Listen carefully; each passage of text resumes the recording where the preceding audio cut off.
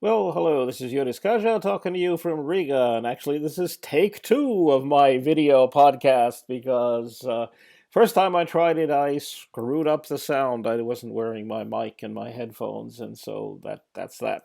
Anyway, we had an election over the weekend, which resulted in a party alliance of the For Development four parties, who are sort of liberal centrist parties, and the Social Democratic Progressives, who got a roughly 26% share of the vote. So they are going to be the party that forms the governing coalition in the new Riga City Council, which has 60 members.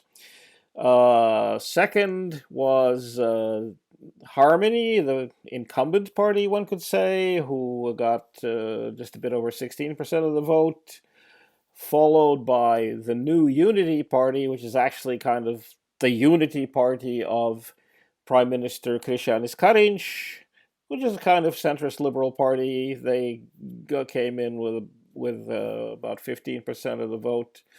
In any event, they were followed by the National Alliance, and then there was, of course, the new Conservative Party. So between all of these parties, they have a solid majority in the city council, should they all agree to work together, and I think they will. And they will hopefully be able to execute the program of the Attīstība par, or For Development 4, and the Progressives, which is to restart Riga, which is to give Riga a new start after 10 years of being run by a rather shady and shabby coalition of Harmony and the strangely named An Honor to Serve Riga. Now, An Honor to Serve Riga also got into the city council, as did the Latvian Union of Russians. But it is doubtful. Well, they're going to be in opposition. That's pretty clear. It's a real defeat for Harmony and also for its allies in the 2017 elections, where Harmony and An Honor to Serve Riga got more than 50% of the vote, and that was that. They ran things up until the mayor of Riga from Harmony, Niels Ushakovs, was fired by the government.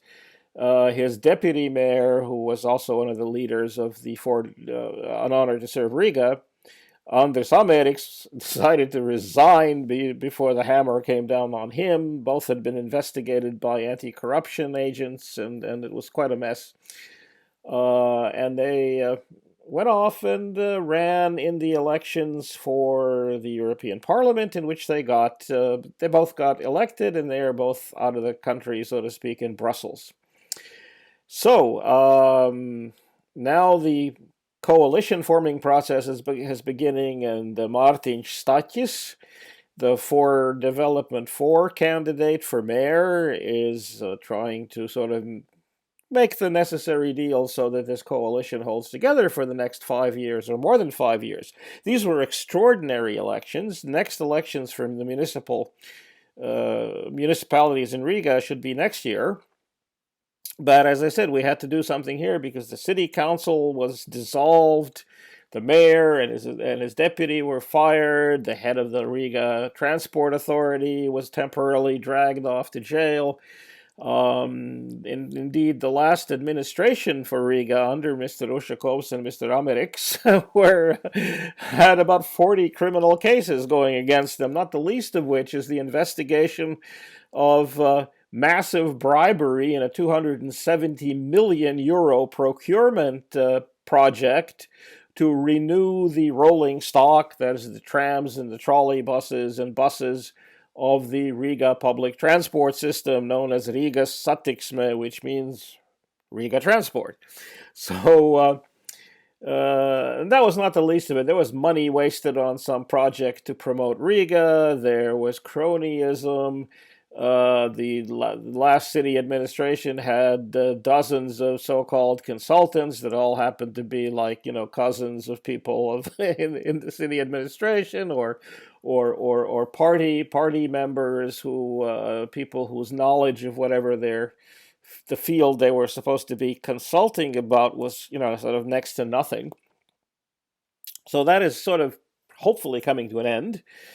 Which is not to say that there are not certain contradictions within the possible future coalition. The National Alliance and its partners, the regional Latvian Regional Alliance. The Regional Alliance was a party that was built on the interests of everybody outside of Riga, but they decided to run in Riga, and they did get in together with the National Alliance. This sort of electoral alliance has a priority that Riga will not be the city of the rainbow, Riga will not be the city of pride marches and so forth and so on, whereas I think Martin Stakis and the progressives would view a pride event in Riga as something perfectly normal, something that goes on in all other European cities. Nobody gets all worried about it.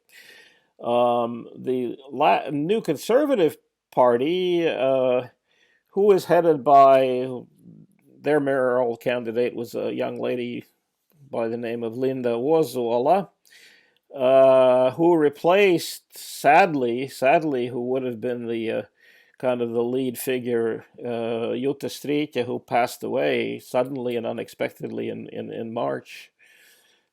She represents a party whose one of the main planks of their platform in Riga is that they want to abolish these storefront and street corner gambling and slot machine establishments, which do attract gambling addicts and which do lead to all of the related problems, and to limit gambling and gaming in Riga to casinos in 4 or 5-star hotels. So that's what they want. They accuse the the incoming mayor and his people of sort of being on the side of the gaming industry. The founder of the Party for Development, among the founders or financiers of the Party for Development, has said that there were people from the gaming industry. So we'll see how that plays out. One of the joking remarks that was made about what the campaign was all about, somebody said, well, this is all about bike paths and crows. Well, bike paths are an issue. A lot of the streets are being dug up and renovated in Riga, and they should be dug up and renovated because they're crater fields. They're not streets in some places. Of course, when you're going to redo a street, you should redo it so that there's room also for bicycles and alternative means of transport other than combustion-fueled automobiles. So, and the whole thing with the crows and with the seagulls is that, yeah, this is a city not far from the sea, and this is a city where, there's garbage. I must remind you that the garbage collection scandal and the monopoly that Riga tried to give to a new company formed by some cronies, possibly of the city administration, was one of the reasons that that Neil Sushakovs was fired and that the whole thing sort of started falling apart. Well, because we do have a lot of garbage in this city, we have a lot of crows and rodents and vermin and everybody else who sort of gets into it, So that is, of course, a problem, disposing of waste and rubbish. And the other problem is that we are a city close to the sea, close to the Baltic Sea. And the seagulls are here for the same reason as the crows are. There's stuff that, gulls are not these romantic birds that hover over the waves in the ocean and dive and pick up a little fish or so too. They will gladly head for your garbage can if you leave it around. That would not be a problem by of itself, but the seabirds here can be rather loud. I mean, the cackling, I hear it outside of my apartment, and I have, fortunately, I think it's double or triple glazed windows, so I don't hear them as badly, but they can get going around 4 in the morning. Now, speaking of early morning events, the first Monday after the election, some people near a place that some call the Mars Park or Marsa Parks, and the others call the Marsa bicycle racetrack, which is actually a kind of dilapidated place where they used to have a bicycle racetrack, where the Latvian State Security Service, the people who are watching you, uh, are going to build a new headquarters. And in order to do that, you have to start breaking ground and you have to start cutting down some big old and sort of venerable looking trees, which they started apparently doing at 7 in the morning today, Monday.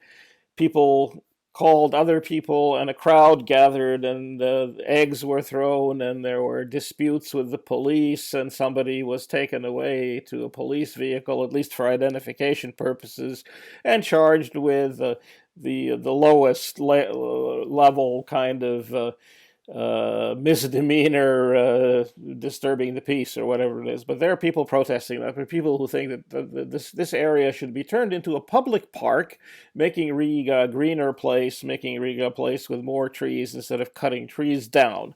And that was also an issue, not specifically the Mars Park, but there was also an issue in the election. Should we have more tree-lined streets?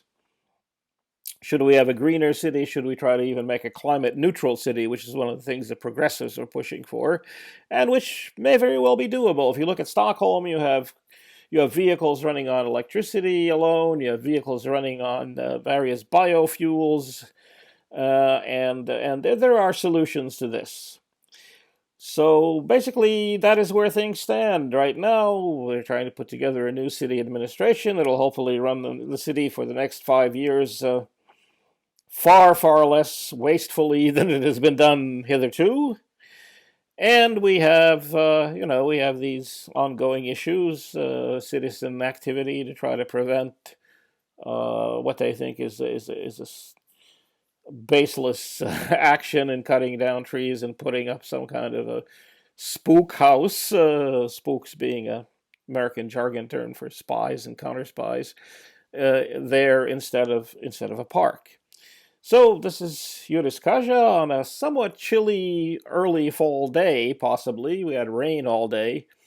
Signing off from Riga. And hopefully you can hear me because I did turn the mic on.